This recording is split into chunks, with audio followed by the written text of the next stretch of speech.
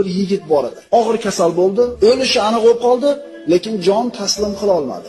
Tiliga la ilaha illalloh kalimasi kelmadi. Bu haqida payg'ambarimizga xabar berilganida, ota-onasi bormi uni deb so'radi.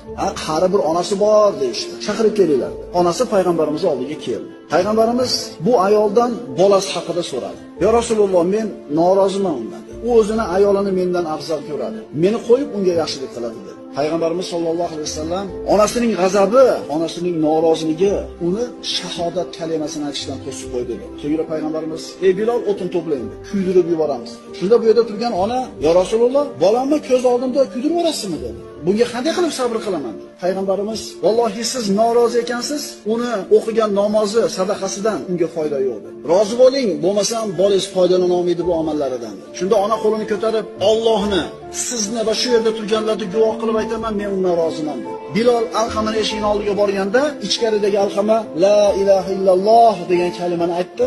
Bilol eshitdi, vafot etdi.